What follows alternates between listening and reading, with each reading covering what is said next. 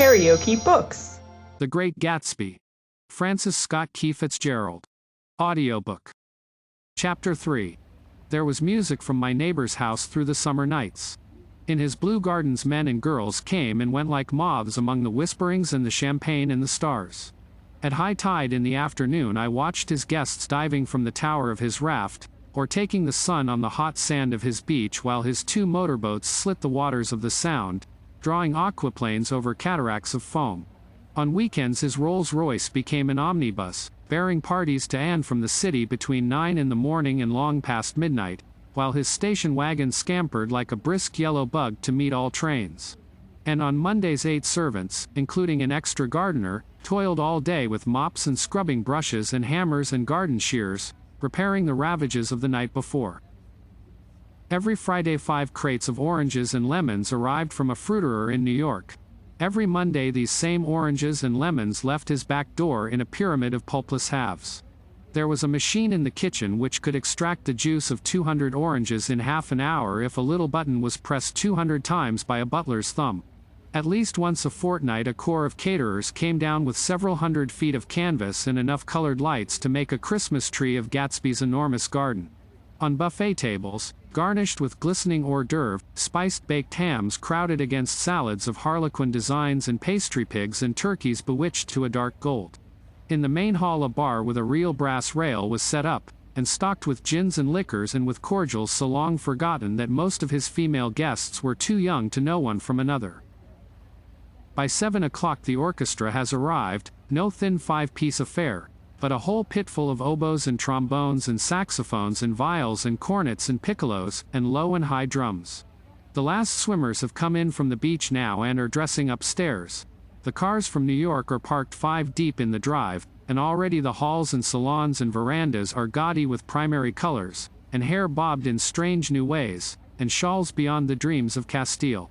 The bar is in full swing, and floating rounds of cocktails permeate the garden outside, until the air is alive with chatter and laughter, and casual innuendo and introductions forgotten on the spot, and enthusiastic meetings between women who never knew each other's names. The lights grow brighter as the earth lurches away from the sun, and now the orchestra is playing yellow cocktail music, and the opera of voices pitches a key higher. Laughter is easier minute by minute, spilled with prodigality, tipped out at a cheerful word. The groups change more swiftly, swell with new arrivals, dissolve and form in the same breath. Already there are wanderers, confident girls who weave here and there among the stouter and more stable, become for a sharp, joyous moment the center of a group, and then, excited with triumph, glide on through the sea change of faces and voices and color under the constantly changing light. Suddenly one of these gypsies, in trembling opal, seizes a cocktail out of the air, dumps it down for courage and, moving her hands like Frisco, dances out alone on the canvas platform. A momentary hush. The orchestra leader varies his rhythm obligingly for her, and there is a burst of chatter as the erroneous news goes around that she is Gilda Gray's understudy from the Follies. The party has begun. I believe that on the first night I went to Gatsby's house I was one of the few guests who had actually been invited. People were not invited, they went there.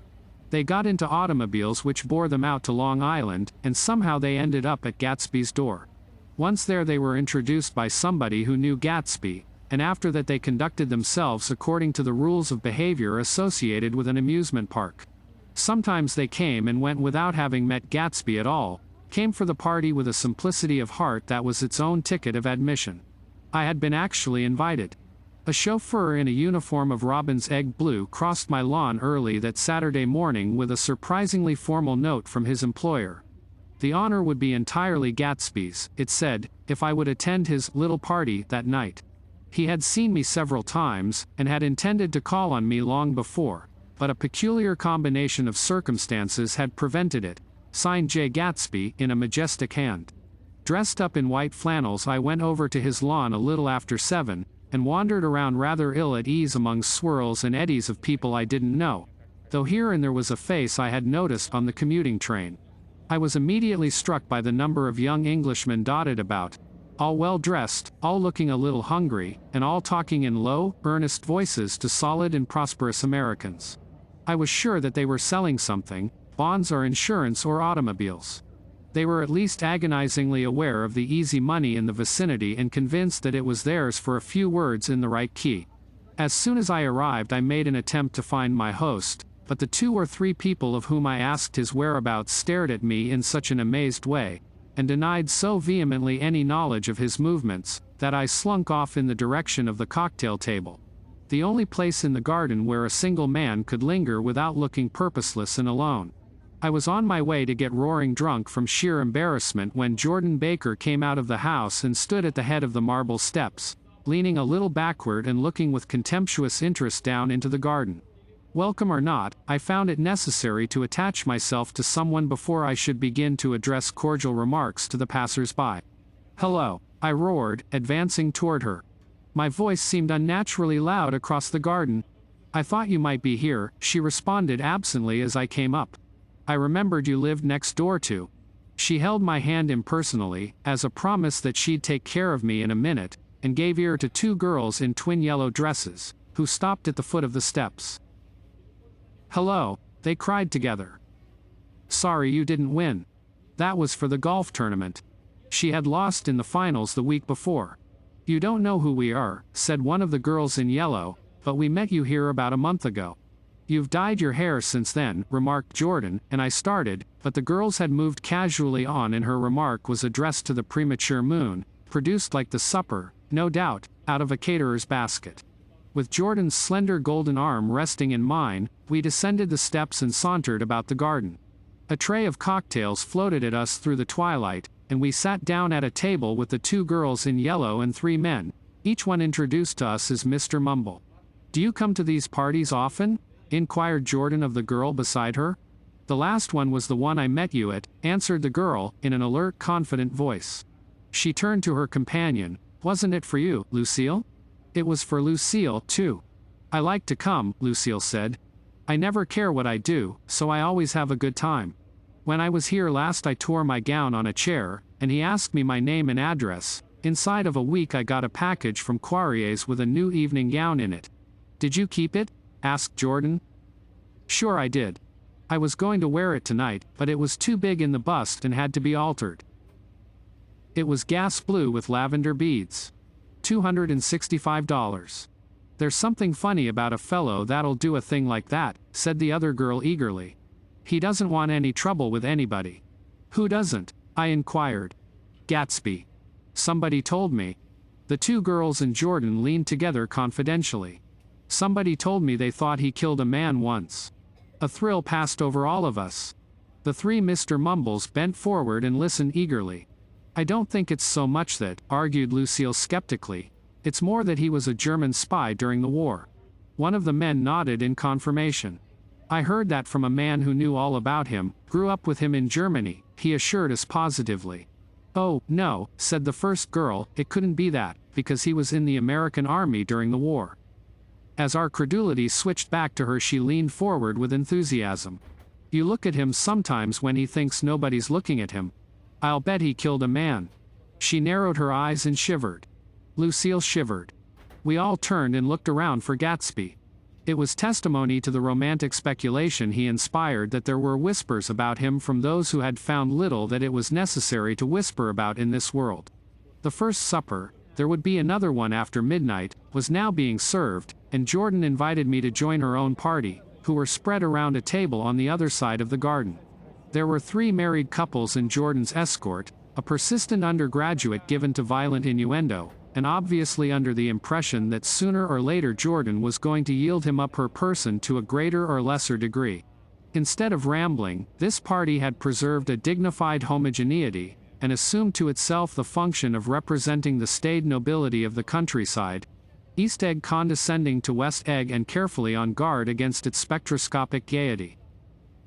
"Let's get out," whispered Jordan, after a somehow wasteful and inappropriate half-hour. "This is much too polite for me." We got up, and she explained that we were going to find the host. I had never met him, she said, and it was making me uneasy. The undergraduate nodded in a cynical, melancholy way. The bar, where we glanced first, was crowded, but Gatsby was not there. She couldn't find him from the top of the steps, and he wasn't on the veranda. On a chance we tried an important-looking door, and walked into a high Gothic library, paneled with carved English oak, and probably transported complete from some ruin overseas. A stout, middle-aged man, with enormous owl-eyed spectacles, was sitting somewhat drunk on the edge of a great table, staring with unsteady concentration at the shelves of books. As we entered, he wheeled excitedly around and examined Jordan from head to foot. "What do you think?" he demanded impetuously. "About what?" He waved his hand toward the bookshelves. "About that. As a matter of fact, you needn't bother to ascertain." I ascertained. "They're real." "The books?" He nodded. "Absolutely real, have pages and everything. I thought they'd be a nice durable cardboard. Matter of fact, they're absolutely real. Pages and, here. Let me show you." Taking our skepticism for granted, he rushed to the bookcases and returned with Volume 1 of the Stoddard Lectures. "See," he cried triumphantly. "It's a bona fide piece of printed matter. It fooled me. This fella's a regular Belasco. It's a triumph. What thoroughness. What realism. Knew when to stop, too, didn't cut the pages. But what do you want? What do you expect?" He snatched the book from me and replaced it hastily on its shelf, muttering that if one brick was removed, the whole library was liable to collapse. "Who brought you?" he demanded. "Or did you just come?" "I was brought. Most people were brought." Jordan looked at him alertly, cheerfully, without answering. "I was brought by a woman named Roosevelt," he continued. "Mrs. Claude Roosevelt. Do you know her? I met her somewhere last night. I've been drunk for about a week now, and I thought it might sober me up to sit in a library." "Has it?" "A little bit, I think. I can't tell yet. I've only been here an hour. Did I tell you about the books? They're real. There. You told us." We shook hands with him gravely and went back outdoors. There was dancing now on the canvas in the garden. Old men pushing young girls backward in eternal graceless circles, superior couples holding each other tortuously, fashionably, and keeping in the corners, and a great number of single girls dancing individually or relieving the orchestra for a moment of the burden of the banjo or the traps. By midnight the hilarity had increased. A celebrated tenor had sung in Italian, and a notorious contralto had sung in jazz, and between the numbers people were doing stunts all over the garden, while happy, vacuous bursts of laughter rose toward the summer sky. A pair of stage twins, who turned out to be the girls in yellow, did a baby act in costume, and champagne was served in glasses bigger than finger bowls. The moon had risen higher, and floating in the sound was a triangle of silver scales, trembling a little to the stiff, tinny drip of the banjos on the lawn. I was still with Jordan Baker.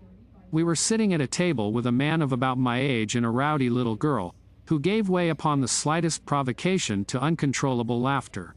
I was enjoying myself now.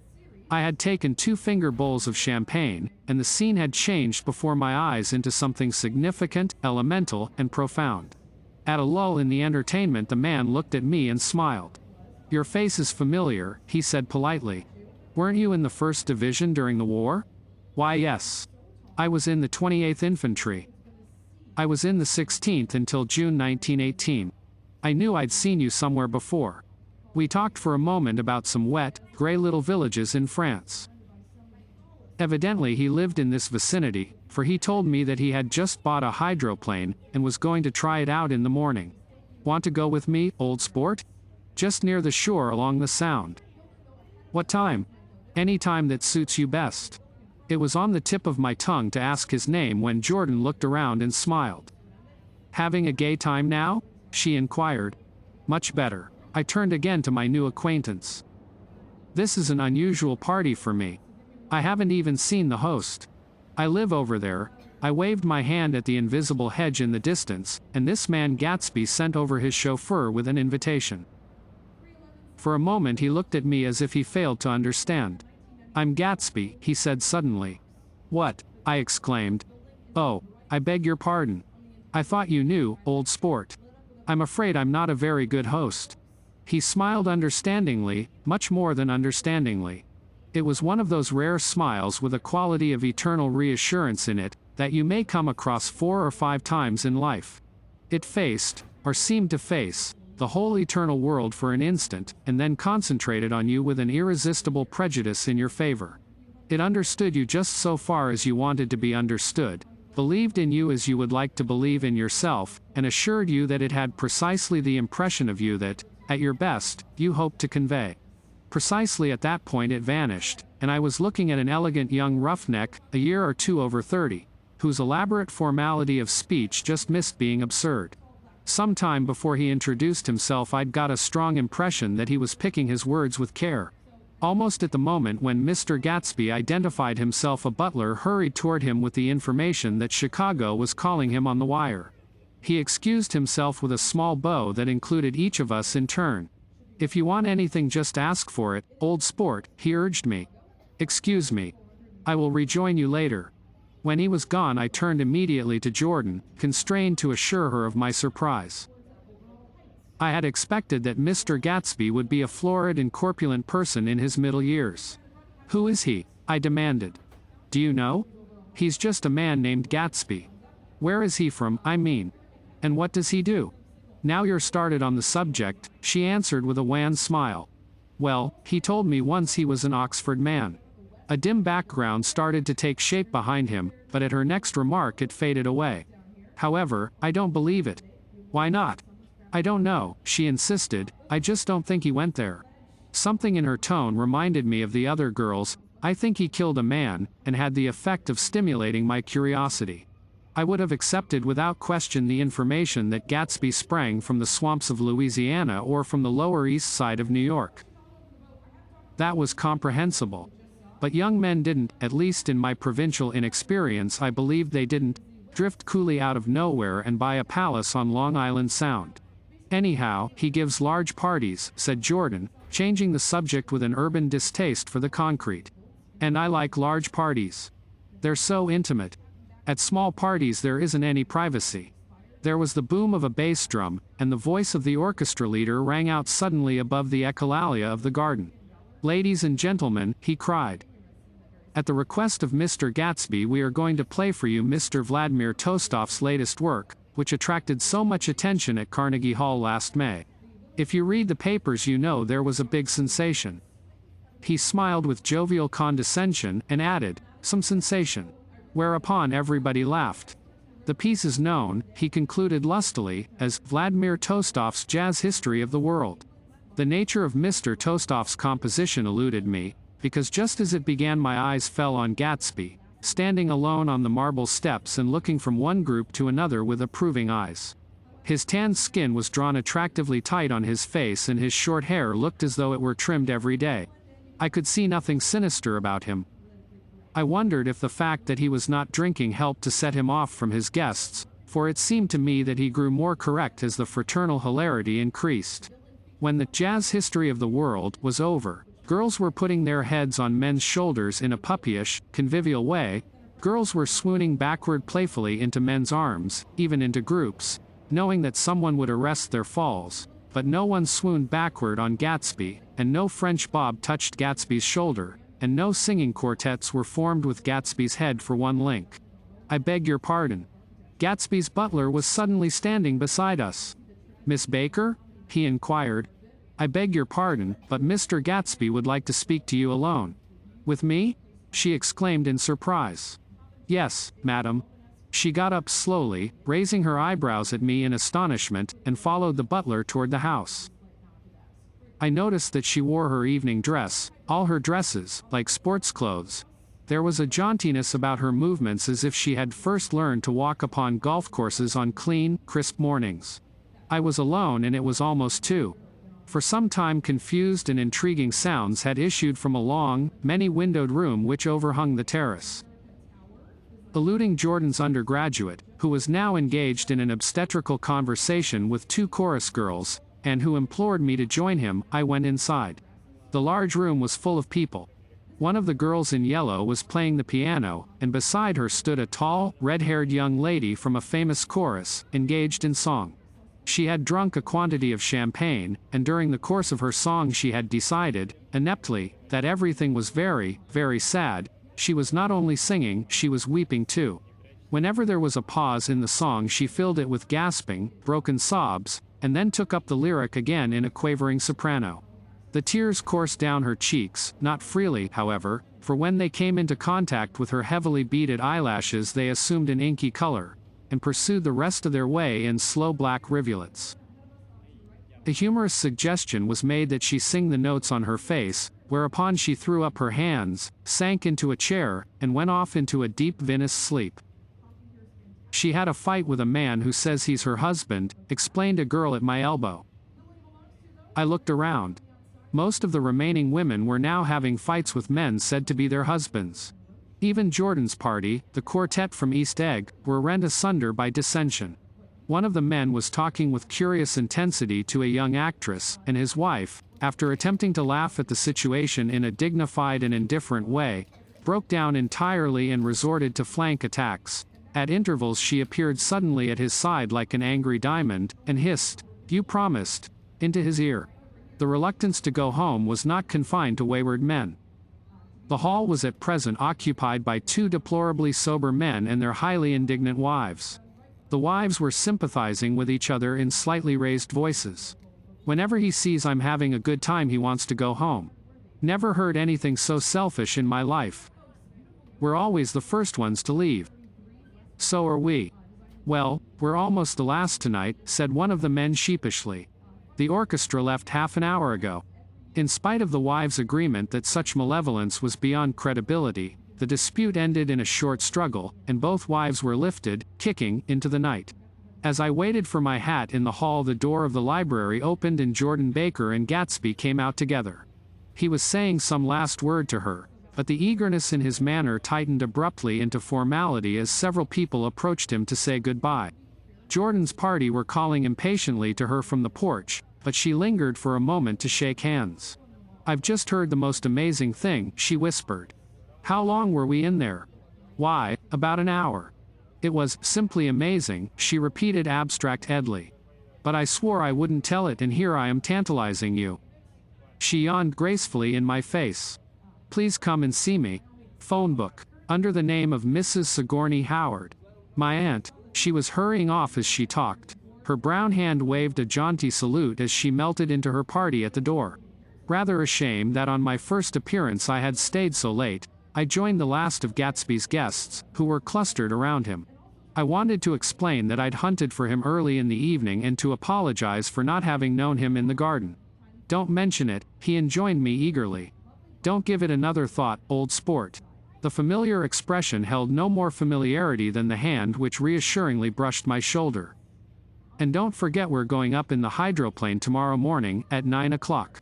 Then the butler, behind his shoulder. "Philadelphia wants you on the phone, sir." "All right, in a minute. Tell them I'll be right there. Good night. Good night.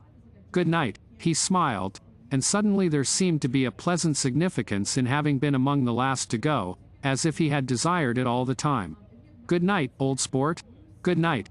But as I walked down the steps I saw that the evening was not quite over. 50 feet from the door a dozen headlights illuminated a bizarre and tumultuous scene. In the ditch beside the road, right side up, but violently shorn of one wheel, rested a new coupe which had left Gatsby's drive not 2 minutes before. The sharp jut of a wall accounted for the detachment of the wheel, which was now getting considerable attention from half a dozen curious chauffeurs. However, as they had left their cars blocking the road, a harsh, discordant din from those in the rear had been audible for some time, and added to the already violent confusion of the scene.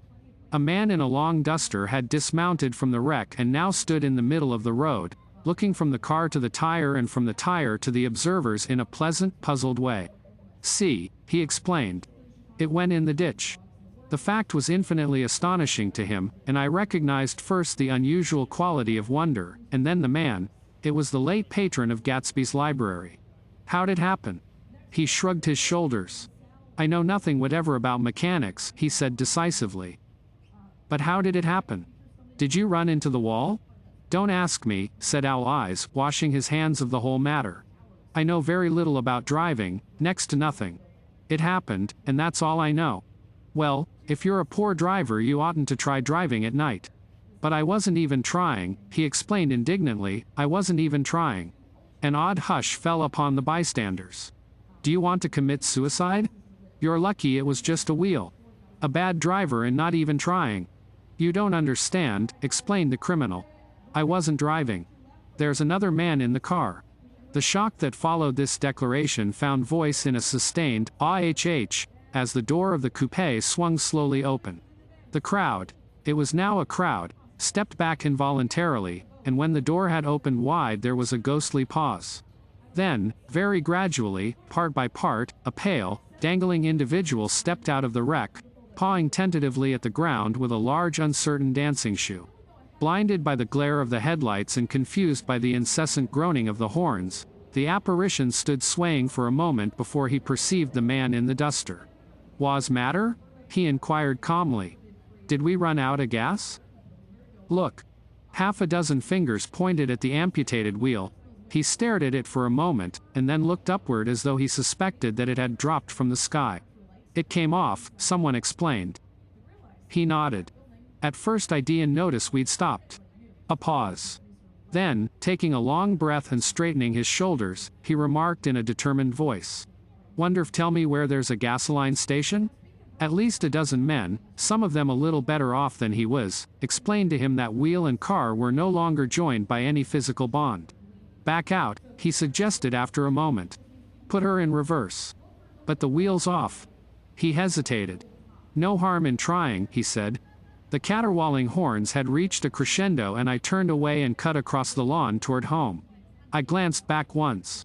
A wafer of a moon was shining over Gatsby's house, making the night fine as before, and surviving the laughter and the sound of his still glowing garden.